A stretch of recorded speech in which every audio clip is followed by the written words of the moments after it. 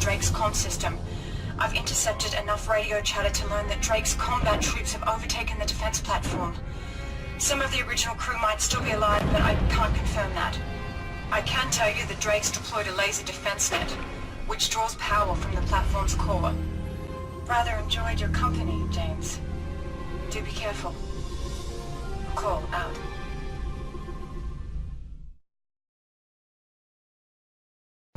You're on a fool's errand, Mr. Bond. I've just locked the launch sequence. Nothing can stop Operation Nightfire. Not even my own death. That's a theory I mean to test. You've already failed miserably. But tinker with my missile.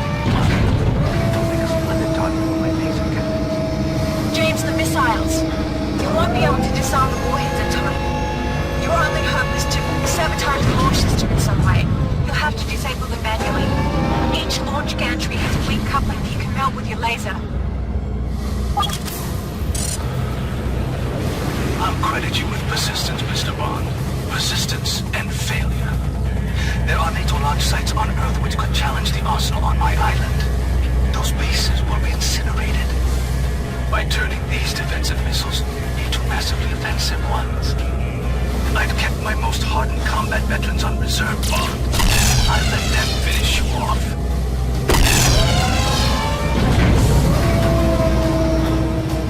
Remember that view, Mr. Bond. It's the last you'll ever see of Earth.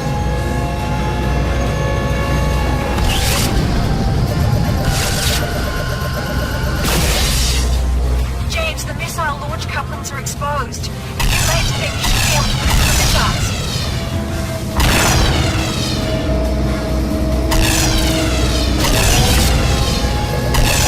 Keep going, James.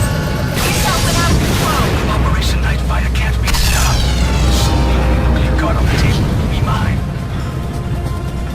There are only seconds on the clock.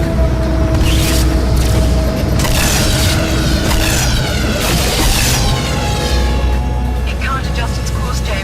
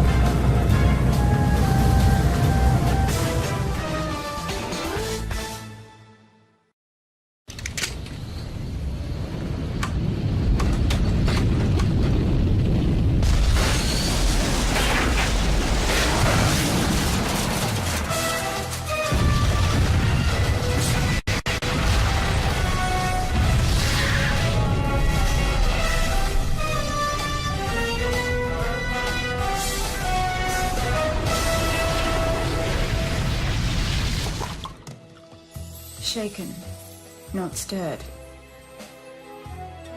Or is it stirred, not shaken? Definitely stirred. Astronomers from around the globe are reporting unexpected meteor showers. Well done, 007. Then I'm sure the world won't mind my taking a few days off. We'll let the autopilot be our designated driver.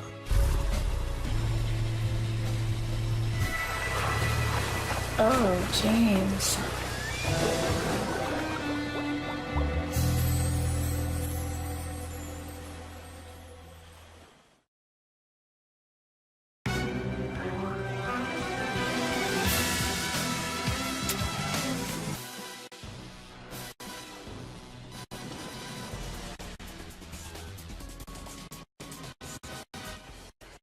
Working for over 20 months, the team at EA Games developed James Bond 007 Nightfire.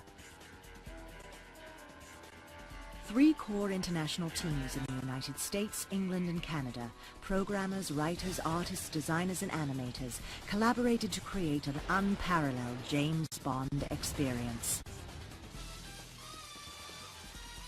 Adding to the fantasy, Agent 007 looks and feels just like the film star himself, Pierce Brosnan. Thanks in part to a laser scanning process that captured the features of his face using over 250,000 data points, Brosnan's persona as 007 brings the Bond film star into the hands of game players. When you see Pierce Brosnan in the game, you see Pierce Brosnan. He's the epitome of James Bond, debonair, suave, charismatic. Came out great. And I think he brings a certain authenticity and personality to the character just like he does in the film. So when you see him wink or raise his eyebrow, you're definitely seeing the real McCoy. Fast cars are another part of the James Bond equation. The Aston Martin V12 Vanquish. The Vanquish, also featured in this year's Bond film Die Another Day, sports a 6-litre V12 engine with a Formula 1 style transmission. It can go from 0 to 60 in under 5 seconds and reach speeds in excess of 190 miles per hour.